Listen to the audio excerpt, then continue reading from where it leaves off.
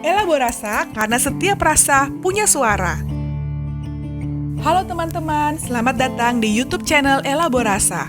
Video ini berisi diskusi mengenai berbagai hal tentang manusia, kesehatan mental dalam kehidupan kita sehari-hari. Kalian bisa support channel ini dengan follow atau subscribe. Selamat menyaksikan. Ya, jadi mungkin bisa jadi ketika misalnya nanti kalau udah agak gedean berapa bulan, terus ketemu orang asing, dan orang asing ini sama sekali nggak mirip dan nggak mengeluarkan suara yang serupa, mungkin dia akan nangis kali ya, kayak siapa nih? Asing gitu kan buat Iya, dia, kayaknya skemanya sama sekali nggak ada, jadi bisa jadi dia bereaksi takut, karena kan kalau bayi nggak mungkin bisa ngomong ya, agak serem juga. Jadi dia bisanya nangis gitu, untuk mengekspresikan ketakutannya. bener-bener gitu. Jadi kan itu kan sifat kita yang paling dasar ya, takut sama sesuatu yang nggak diketahui. Kalau udah punya skemanya, Mm-mm. kita ngerti cara nge-handle-nya. Nggak punya Betul. skemanya, kita nggak ngerti. Nah, sebenarnya Mm-mm. itu jadi alasan penting sih buat kita belajar ya kan. Mhm, Kalau misalnya informasi yang kita masukin kebanyakan ke dalam satu skema, ya udah pasti sebagian terpental gitu. mhm. Maka dari itu penting buat kita itu buat nyicil. Mhm, mhm. Jadi daripada Ngomong-ngomong, sekali mhm, belajar 5 jam, mendingan belajarnya ya udah 20 menit, 10 menit, tapi iya, sering. mhm, mhm. Jadi tips yang kedua adalah cicil dan repetisi. Mm-mm. Sebenarnya berkaitan dengan contoh lu tadi, Vin, gue jadi keinget dan berkaitan juga sih sama tips yang ketiga, yaitu namanya mnemonics. Mm-mm. Karena kan gini, kayak misalnya ini lama-lama jadi kayak kelas IPA ya. Tadi lu ngomongin fisika, awalnya biologi, fisika, sekarang gue mau bahas-bahas kimia nih. Jadi sedikit cerita apa ya zaman dulu gitu ya waktu di sekolah gue tuh selalu merasa kimia tuh paling susah karena gini kalau matematika minimal dari SD udah kenal angka ya kan meskipun dulu angka tuh gampang cuma dijumlah dikurang dikali dibagi lama-lama di SMP jadi akar lah pangkat lah apa gitu kan sampai SMA udah ada log-lognya aduh mabok gitu tapi minimal kenal sama angka. Terus begitu juga kayak biologi, karena biologi tuh at least bendanya ada. Kalau kita ngomongin tumbuhan misalnya, tumbuhannya ada, kebayang. Fotosintesis meskipun nggak kelihatan, tapi bisa ngebayangin, oh si tumbuhan ada sinar matahari, dan seterusnya gitu kan. Menurut gua kimia tuh aneh, karena misalnya kita ngomongin natrium, natrium bentuknya bagaimana nih? Mohon maaf, maksudnya kayak gimana caranya gue kenal si natrium? Ngeliat aja kagak bisa. Terus harus bedain natrium sama yang lainnya, banyak banget kan. Dan ada apa tuh istilahnya senyawa positif, negatif atau apalah itu kan. Jadi dia punya unsurnya sendiri, sifatnya dia kali ya. Dan si unsur-unsur ini bisa jadi satu kan. Terus punya nama yang berbeda, ya nggak sih? Kayak H2O itu mereka dia punya namanya apalagi lah gitu. Nah gue kesusahan banget tuh dulu kimia. Mungkin kayak teman-teman yang dengerin juga pada bisa recall, kita suka ini nggak sih nyingkat sih itu tabel unsur periodik itu loh. Mm-mm. Mm-mm. Gitu. Bener, Jadi bener, bener. Gue dulu diajarin kayak gitu juga, bener. Jadi gimana tuh, gimana tuh? betul. Jadi kayak ini gue sejujurnya kan karena gue nggak bisa ya, jadi gue nggak ingat. Terus nih gue nyontek nih. Terus ternyata ada misalnya unsur golongan 1A, itu tuh namanya alkali. Di alkali ada 7. Nah, itu kan Mm. susah ngafalin semua-muanya itu. Terus ini ada orang yang apa ya, kasih saran gitu di internet, mungkin daripada susah-susah ngafalin nama aslinya, kita hafalin ini aja. Hai Lina, kau rebut calon suami Francisca gitu. Tapi Buset. ternyata si Hai Heeh. ini jadi hidrogen, Lina kan, Linya litium, Mm-mm. nanya natrium, terus kau rebut eh kaunya jadi Kau kak. kalium, rebutnya jadi rubidium, calon Heeh. suami Francisca, CS jadi cesium dan Francisca jadi francium. Kayak namanya kan agak mabok ya, gitu. Tapi mungkin itu kenapa orang menggunakan tips ini gitu, mnemonics ini karena lebih gampang. Kan lebih gampang nih kita hafal. Hai Lina, kenapa kau nggak ada kenapanya. Hai Lina, kau rebut calon suami Francisca. Abis itu kita baru berusaha relate. Oke, hanya apa, linya apa, nanya apa, kaunya apa dan seterusnya. Udah gitu isinya kayak gibah lagi ya. Betul betul betul. Semakin itu semakin itu apa ya? bikin kita tuh penasaran gitu kan. Apa nih untuk calon suami Francisca? Kita masih malah makin ingat gitu. Ini di sini ada nih Apalagi nanti sebenarnya. dibikin FTV-nya. Boleh Apalagi boleh. nanti Judul yang biasanya kalau dari judul udah tahu nih ceritanya gimana ya nggak sih? iya benar.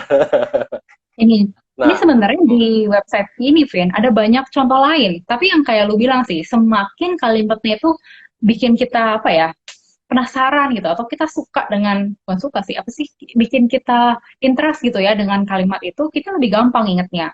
Kalau yang lain nih ada misalnya, em, Hai Lina, kenapa Ruby cesium frustasi? Itu kan masih buat kita, nah apa gimana? Mohon maaf, karena kalimatnya kita nggak, kata-katanya kita nggak familiar gitu.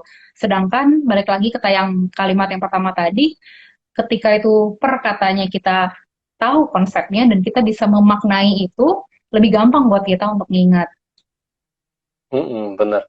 Jadi ini bikin gua kayak penasaran nih neurologinya kayak gimana gitu kan. Kan tadi kita sempat bilang kalau apa namanya, kalau informasi itu disimpan sama otak kita tuh sebagai jalur, ya kan. Nah, untuk mnemonic ini setelah gue dengar-dengar nih, yang terjadi itu kayak begini. Kita punya satu apa namanya, kita punya satu jalur yang udah benar-benar terestablish, udah benar-benar jalan banget nih, istilahnya udah lancar, jalan tol, jalanan yang gede luas gitu kan. Yaitu apa? Yaitu konsep Giba tadi, apa gimana, si siapa? Hai Lina, Hai Lina. Nah, kau hai rebut Lina, kau rebut suami calon Francisca. suami. Ya. Kau rebut calon suami Francisca, ya kan? Kau, hai, kita udah tahu, udah jelas banget. Kita dari kecil pakai kata hai. Lina, nama orang udah pasaran lah segala macem, ya kan? Kau rebut calon suami Francisca, apalagi isi dari ininya tuh kayak wah interesting banget, dan emang ya namanya kita hidup di dunia yang udah besar sosial medianya, terus kayak kita hidup dengan media TV, sinetron dan segala macam gitu kan, drama kayak gitu udah kuat banget kan di otak kita gitu. Pokoknya mnemonic kita tuh seperti membangkitkan pathway yang udah lancar. Udah ada jalan tolnya gitu. Nah, kita kaitin yang jalan tol ini sama sebenarnya gang-gang kecil yang ini kan apa namanya, informasi baru. Natrium, litium, kalium, cesium, ya kan, rubidium, itu kan sebenarnya informasi-informasi baru, itu gang-gang kecil sendiri-sendiri tuh. Nah, itu sebenarnya yang kita lakukan itu kita nyambungin gang-gang kecil ini sama si jalan tol gede ini, supaya ketika kita narik informasi yang apa namanya, tujuannya sebenarnya di gang-gang kecil ini kan, tapi kita narik informasinya dari yang jalan gede. Istilahnya kita numpang lewat dulu. Numpang lewat, jadi baru kita bikin cabangnya. Karena lebih gampang juga diakses si jalan tol kali ya, Vin. Gitu. Nah, apakah dia akan terus-terusan jadi jalan kecil, gang kecil? Sebenarnya enggak. Karena di neurologi itu ada konsep yang namanya neuroplastisitas, yang artinya sebenarnya kurang lebih gini. Apa namanya? Sistem saraf kita itu nggak mati. Dia hidup, dia bisa berkembang, dia bisa beradaptasi.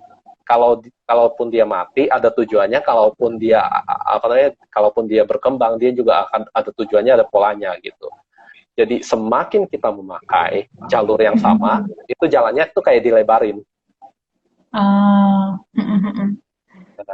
Semakin kita mau menarik satu informasi, semakin kita memakai jalur itu, jumlah sel saraf yang ada di jalur itu ditambah sama otak kita. Jadi ibaratnya kalau sewaktu-waktu kita butuh narik data, lebih cepat gitu kali ya. Benefitnya udah gede. Jadi suatu saat, ini awal-awalnya memang kita pakai bantuan mnemonic. Tapi suatu saat ketika kita narik terus-terusan, apa namanya, rubidium itu udah punya jalurnya sendiri. Cesium udah punya jalurnya sendiri. Natrium juga udah punya jalur sendiri. Dan itu udah besar. Mungkin di hari-hari berikutnya ketika dia belajar lebih jauh, terus akhirnya dengan eksperimen atau mungkin dengan baca buku, akhirnya dia tahu per masing-masing unsur itu tuh sebenarnya apa. Dengan semakin banyak dia punya detail dengan suatu skema yang baru itu tadi, yang kayak tadi lu bilang. Jadi dia nggak perlu lagi nebeng nih dengan Mm-mm. si kata bahasa Indonesia yang kita tadi mudah ingat, tapi itu berdiri sendiri. Ya nggak sih, Vin? Mm-mm. Dia udah berhasil kita pisahkan jadi skema baru. Jadi kembali lagi ke konsep yang tadi. Nah, Sebenarnya gue udah contoh sih, Vin, tapi nggak se-ekstrim, bukan nggak se-ekstrim, nggak sesulit dalam konteks belajar kimia gitu ya. Kayak zaman kecil kan kita eh, mengingat jumlah hari di setiap bulan tuh pakai ini, ya nggak sih? Gue nggak tahu deh anak iya betul. zaman sekarang belajarnya pakai ini atau enggak. Tapi dulu kan kita ingat yang ada apa sih, yang kayak ada tulangnya ini tuh 31. Terus abis itu sisanya berarti kalau nggak 28, 29 buat yang Februari, sisanya total harinya 30. Jadi kayak 31, terus 29 atau 28, 31 lagi, 30 gitu kan.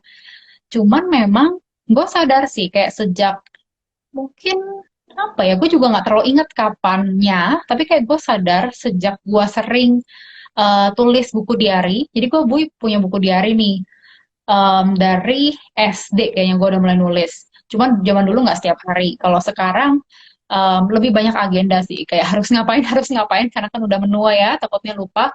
Cuman gue jadi hafal. Karena gue sering liat agenda itu loh, Vin. Jadi kayak gue tuh tahu Januari pasti 31. Nah, Februari memang rada tricky nih, suka ganti-ganti tergantung tahunnya kabisat atau enggak. Tapi sisanya kan semua akan sama-sama aja. Jadi kayak sekarang orang nanya, Juli ada berapa hari? Gue gak akan mikir lagi gitu. Karena gue tahu Juli ada berapa, yaitu 31 gitu. Jadi nggak perlu ngingetin tangan kita Iya, ini lagi ya. iya karena kayak skemanya udah berdiri sendiri dan itu cukup cukup gede jalannya gitu. Nah, kalau di situ gue gagal tuh. Soalnya sampai sekarang nih, gue kalau mau nginget, terutama yang September, Oktober, November, gue mesti ngitung lagi. Oke, oke, oke. Gitu.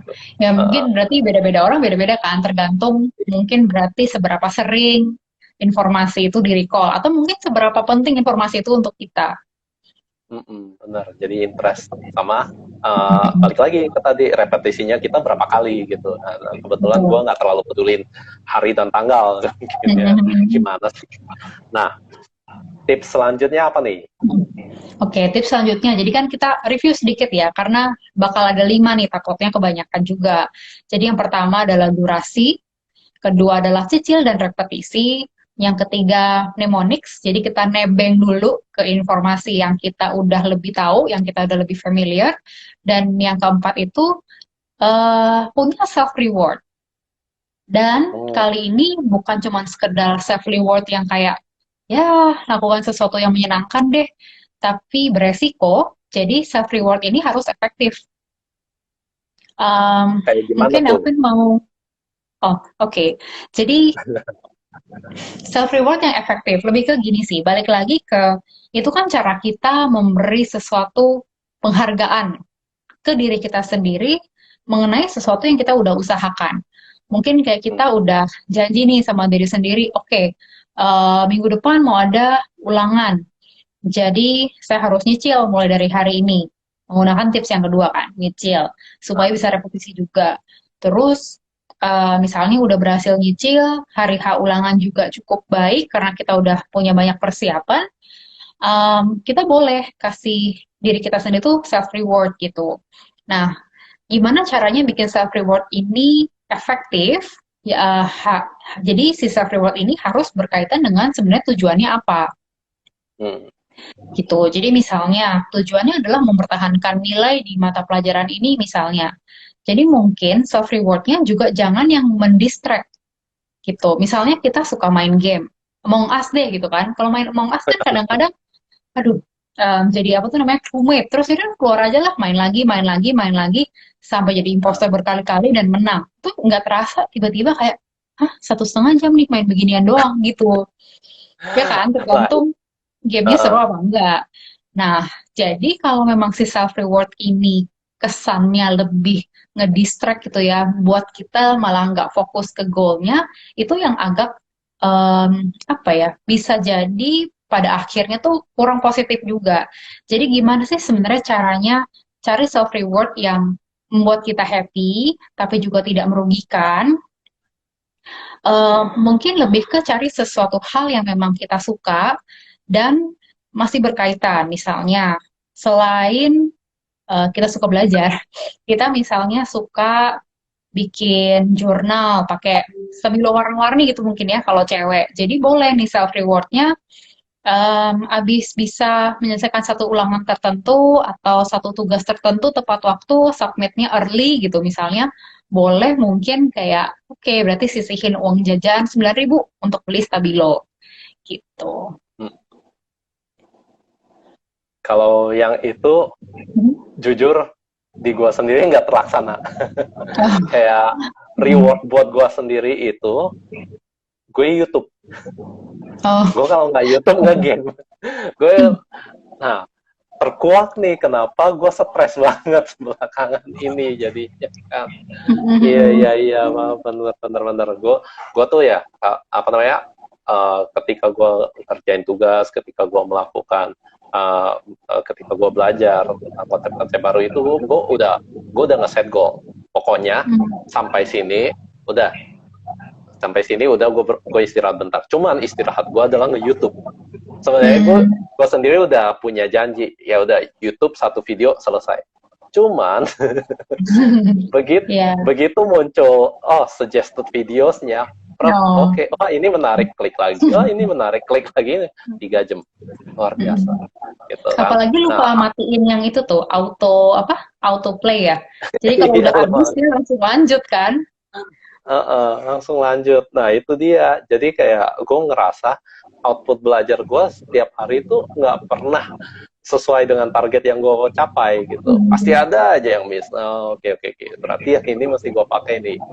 Nah, cuman kenapa sih gitu? Kenapa sih ada reward yang nggak efektif kayak gini? Ini kan sebenarnya mekanismenya kayak gini ya.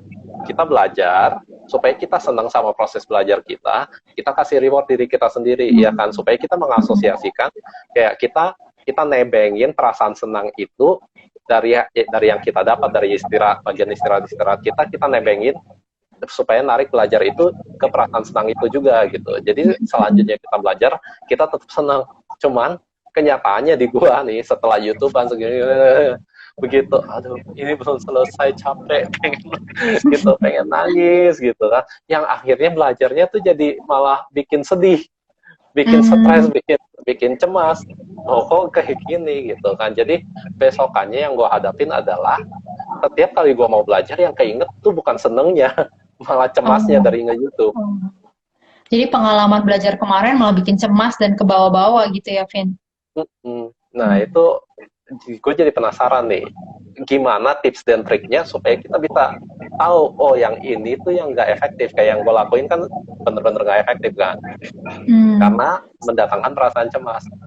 Tapi gimana cara kita ngenalinnya, yang ini bakal mendatangin cemas, yang mana yang enggak nih? Mungkin itu sering berjalannya waktu juga kali ya. Kadang mungkin yang gampang, gue sendiri ketika gue mereward diri gue itu biasanya dengan kalau nggak istirahat, yang bener-bener leyeh-leyeh atau kayak cuman scroll-scroll Instagram aja tanpa mikir, biasanya gue makan. Kalau saya makan bukan makan berat gitu ya, tapi kayak ngemil-ngemil gitu loh, kayak misalnya buka bilanglah buka Citato gitu kan. Terus kan biasanya di bagian belakang kan biasa cewek kan kayak aware gitu kan. Bagian belakang sebenarnya serving size-nya berapa sih? Misalnya dia bilang 3, berarti satu bungkus ini harusnya dimakan sepertiganya, ya nggak sih, sekali makan. Itu yang gue tahu, mungkin gue salah juga. Tapi gue mengasumsikan demikian gitu. Tapi kayak pada akhirnya biasanya udah lewat sepertiga, pasti gue mikir, aduh tapi kan tadi gue udah kerja capek banget, yang kayak berjam-jam, masa gue nggak boleh sih makan satu kantong Citato doang. Jadi akhirnya gue habisin. Jadi mungkin kadang si self reward ini juga kalau berlebihan nggak baik. Ya nggak sih, Vin? Jadi sebenarnya YouTube buat lo boleh-boleh aja kalau itu buat lo menyenangkan, supaya lo termotivasi juga kan, supaya kayak lo dapet reward setelah belajar atau setelah mengerjakan tugas. Tapi balik lagi ketika itu kebanyakan, itu tuh yang jadinya nggak oke, karena jadi beda arti. Itu bukan lagi jadi self reward, tapi jadi ya hal yang lain gitu, distraction. Malah perasaan bersalahnya ya yang muncul ya, karena kebanyakan. Betul. Iya, benar. Oke. Jadi Jadi untuk yang self reward ini kitanya yang mesti sensitif dan kitanya yang mesti disiplin sama jadwal yang kita pakai sendiri, ya kan. Tuh. Sensitif juga sama reward apa yang reward apa yang memuaskan buat kita. Cuman Tina, ya sepengalaman gue kan pernah pakai trik yang ngemil itu kan. Trik yang ngemil itu emang slippery slope juga sih. Jadi gue mikir ada satu kali yang ya udah gue es krim aja gitu. Begitu selesai satu tugas, gue makan es krim sekali gitu kan. Nah itu udah happy tuh, itu terbawa. Nah hari kedua, hari ketiga masih efektif. Hari keempat begitu makan es krim, loh, udah nggak gimana banget gitu. Lama-lama rewardnya hilang makna gitu ya, Vin? Iya, jadi kayak perasaan senangnya nggak ada. Nah, berarti itu nggak reliable kan? Ada nggak sih gitu yang reliable, yang benar-benar benar-benar selalu mendatangkan kepuasan gitu? Sebenarnya gini sih, mungkin ya, gue pernah baca gitu di mana gue lupa sih udah berapa tahun yang lalu, tapi gue inget ini banget karena menurut gue relatable. Mungkin balik ke yang kayak skema itu tadi kan, gue inget banget karena itu sesuatu yang bisa gue relate gitu. Jadi dia bilang gini, motivasi itu sebenarnya datang dan pergi. Cuman yang harusnya nggak datang dan pergi adalah tujuannya. Jadi ketika kita ingat tujuannya, meskipun apa ya, kadang capek, kadang males, kadang ke distract, kadang ada temen dateng, kadang diajak keluarga makan malam, kadang apa ada aja gitu kan. Kalau memang kita nggak bisa fokus dengan tujuannya, maka semuanya itu kita akan justifikasi dan jadi benar gitu. Kayak ya mohon maaf nih malam ini nggak bisa belajar karena ada acara ini. Itu kan sebenarnya kayak tujuan kita juga. Maksudnya bukan tujuan, sorry. Maksudnya itu keputusan kita juga untuk mementingkan hal lain yang bukan sesuai dengan tujuan kita. Karena kadang, Vin, misalnya kita punya tujuan lulus tepat waktu gitu ya misalnya, atau lulus dengan nilai sekian. Kadang dengan belajar, terus akhirnya ujian dan dapat hasil ujian yang bagus, itu pun udah reward. Ya nggak sih? Karena itu kayak, oh ini achievement kita nih. Atau misalnya berlaku juga di skill yang lain. Belajar gitar, belajar biola, piano, nyanyi, les, apapun. Kalau akhirnya, misal di akhir grade-nya ada ujian, kita ikut ujian dan nilainya bagus, kan pasti juga rewarding gitu loh. Kita jadi seneng, meskipun kayak kemarin jari sampai keriting, belajar piano, tapi oh ternyata hasilnya bagus juga. Iya sih, bener juga. Kan berasa juga ya kalau misalnya nilai rapornya bagus, banyak 8-9-nya gitu, perasaan senangnya, oh iya bener. Jadi keinget pas masa gue rajin-rajinnya itu emang pas masa raport gue masih bagus tuh. Begitu, udah SMA kelas 3 tuh udah hilang, mulai hilang banget. Nah, ini kita tinggal 5 menit nih. Udah kurang dari 5 menit lagi nih. Nah, jadi tips terakhirnya apa nih? Oke, jadi tips terakhirnya sebenarnya tadi sekilas kita udah sempat bahas. Terakhir adalah sebenarnya variasi settingan belajar, Vin. Karena gini, balik lagi ke yang tadi skema gitu ya. Terus kayak tadi gue bilang, kenapa gue bisa ingat sesuatu yang gue baca bertahun-tahun yang lalu, tapi gue ingat banget pesannya apa, karena gue relate dengan itu. Nah, ketika gue relate dengan itu, sebetulnya nggak cuman gue ingat nama bukunya, nama pengarangnya, tapi gue inget Vin sebenarnya di mana gue baca itu. Jadi posisinya itu gue lagi suntuk dengan kuliah sejujurnya. Jadi waktu itu gue udah selesai S1 kan, terus gue lanjut kuliah. Bukannya gue nggak punya motivasi ya, karena ibaratnya dibilang apa ya, ini harus atau enggak. Kayak ini masih di dalam apa tuh 12 tahun wajib belajar enggak juga. Ini mah udah kayak gue udah cukup tua gitu loh ketika gue akhirnya melanjutkan sekolah lagi waktu itu umur 25 tahun. Jadi itu benar-benar keputusan gue dan gue mau ngambil ini. Gue tahu tujuannya apa yang akan gue raih. Kayak pilihan gue sendiri juga. Tapi memang ada kalanya capek aja gitu kan. Kayak boleh nggak sih ini gue nggak lanjut semester depan gitu. Jangan bilang bokap nyokap tapi sempat terpikir gitu kan. Capek juga ternyata ya sekolah ini enakan kerja gitu saat itu.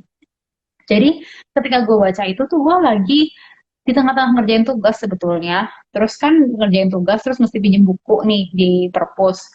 Terus ya iseng lihat-lihat kayaknya lucu juga nih buku ya gitu tentang motivasi. Kayak mungkin udah agak lelah kalau nonton motivator gitu ya, tapi mungkin kalau baca kan gue bisa baca dengan speed gue sendiri. Gue bisa Mm-mm. memutuskan kapan gue mau baca ini di waktu gue sendiri. Jadi akhirnya yaudahlah pinjem aja, toh nggak apa ya, nggak mahal juga, nggak costly gitu loh, kayak bener-bener cuma tinggal pinjam nanti juga balikin.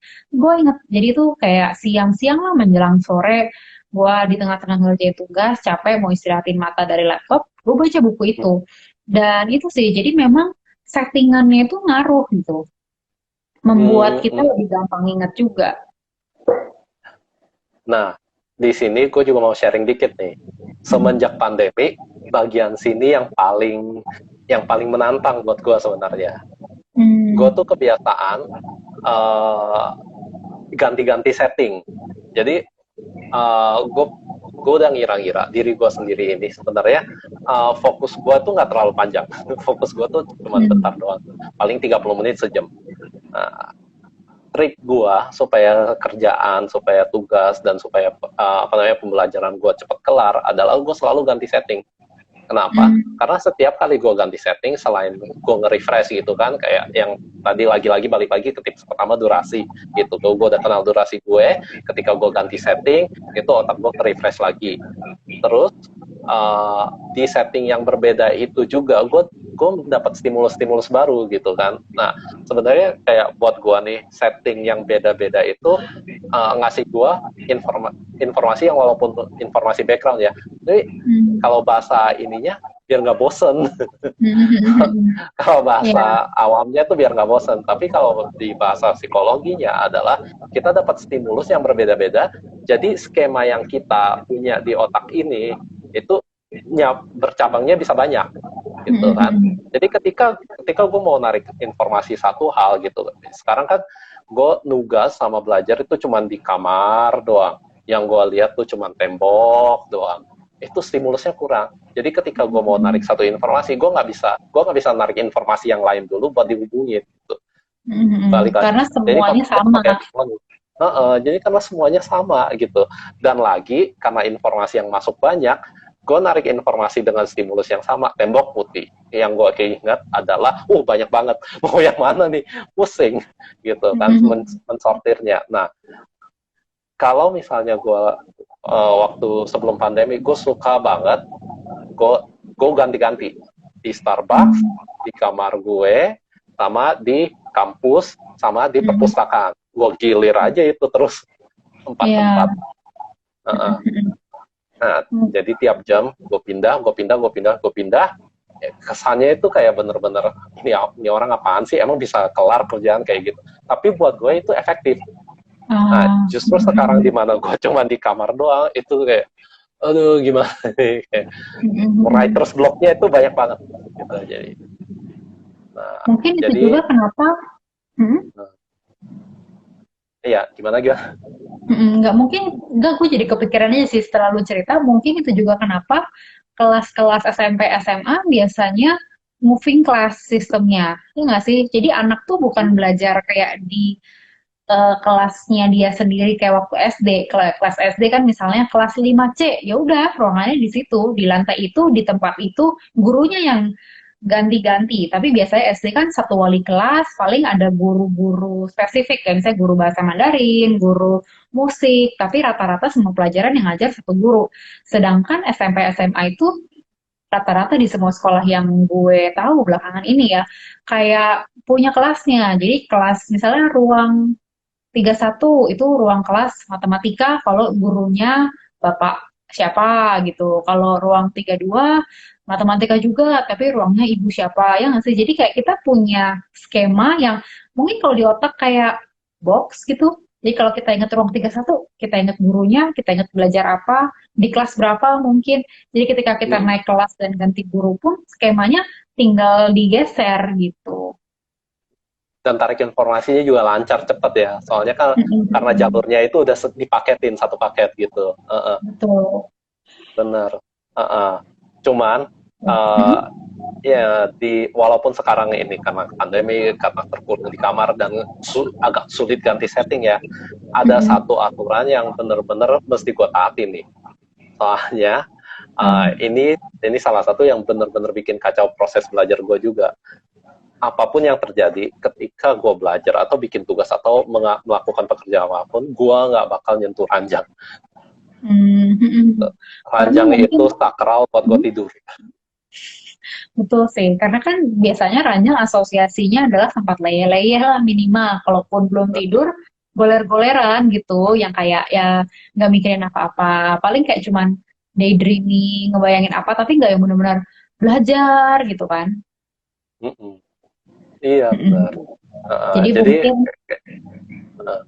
Jadi yang terjadi itu kalau misalnya gue baringan di ranjang ya nggak fokus.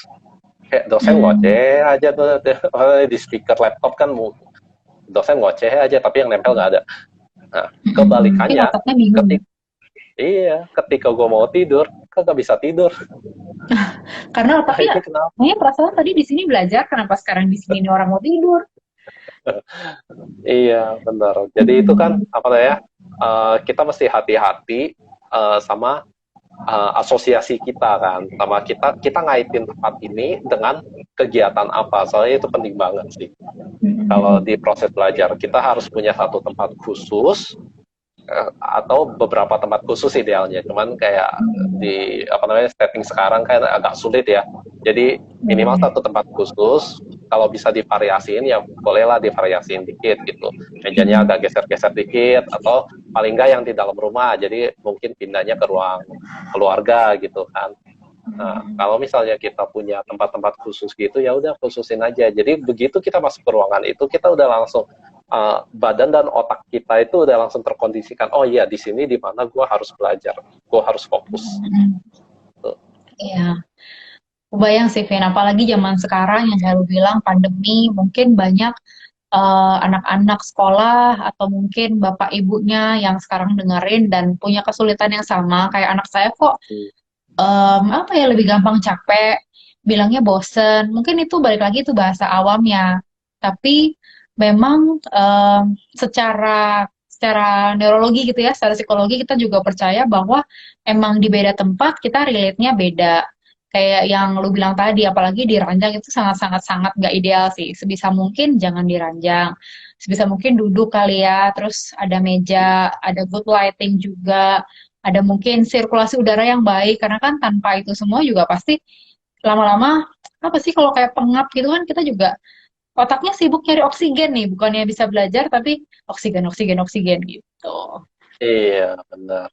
Oke, ini kita udah kelebihan sampai 7 menitan gini. Oke, jadi mungkin kita tutup aja kali ya. Oke. Jadi kalau dirangkum, tadi tipsnya apa? Kita harus punya durasi yang efektif buat diri kita. Jadi kita mesti kenalin diri kita dulu supaya tahu durasi yang paling efektif buat diri kita. Terus belajarnya itu dicicil sama direpetisi. Jadi jangan cuma sekali belajar terus anggapannya udah aja gitu kan. Besokannya diulang lagi gitu kan. Kemudian kita kalau misalnya sesuatu yang baru itu kita menggunakan mnemonic. Terus selama proses belajar kita juga harus punya self reward. Kita ngasih hadiah ke diri kita sendiri. Yang efektif cuman harus efektif, ya kan? Sesuatu yang datangnya dari diri sendiri, perasaan puas dari diri sendiri dari hasil proses belajar itu. Ya kan? Kemudian yang terakhir adalah setting belajar kita. Kalau bisa variasiin supaya stimulus yang masuk itu menunjang pelajaran kita. Jadi, oke. Kalau dari Nana sendiri? Sebenarnya sih udah cukup sih yang dirangkum. Jadi intinya semoga yang dengerin bisa sedikit banyak relate. Kayaknya yang terakhir juga tadi waktu dengerin Alvin sharing pun gue bisa relate sih sebetulnya bahwa gue inget kayak misalnya kayak di sudut-sudut rumah tertentu gue bisa belajar lebih fokus. Kadang di kamar sendiri malah nggak bisa, meskipun ada meja, ada kursi, tapi di belakang kan kasur ya, jadi gue kepikiran gitu, kayaknya rebahan enak nih, gitu. Tapi Kalau gua harus bener-bener kerja dari rumah gitu, biasanya gue di ruang tamu. Mungkin memang kurang ideal juga karena mejanya kan meja pendek tuh, kayak meja ruang tamu. Tapi di situ gue bisa lebih fokus dibandingkan gue harus di kamar karena ya itu tadi kayak secara visual ke distract gue dengan adanya ranjang yang persis di belakang gue duduk gitu kan. Hmm. Gitu. Oke, kalau begitu Oke. Mm-mm. terima kasih sudah mendengar elaborasi ke-8 Iya. ini. Mm-mm. Jadi Thank you semoga Gilbert ya ini yang iya. bilang sharingnya menginspirasi, semoga berguna juga. Oh iya, terima kasih Gilbert. Ini Gilbert ini teman gua satu Oh, kampus. oh jadi sama-sama semangat belajar ya. Iya. Heeh. Kegiatannya banyak ya Gilbert ya. Semangat. Iya, jadi seneng banget. Jadi ada yang bisa terbantu. Mm-mm. Terima kasih sudah mendengar. Kita jumpa di elaborasi selanjutnya dengan Ya. topik-topik yang tentunya nggak kalah menarik ya. Mm-mm. Oke. Oke, ya. Terima kasih buat kamu yang sudah nonton. Kalian bisa kasih like, tulis di kolom komentar jika ada pertanyaan, cerita, atau saran tentang topik yang sudah kita bahas tadi. Atau bisa juga kasih masukan tema apa yang ingin kita diskusikan bersama di tayangan berikutnya. Sampai jumpa di elaborasi selanjutnya.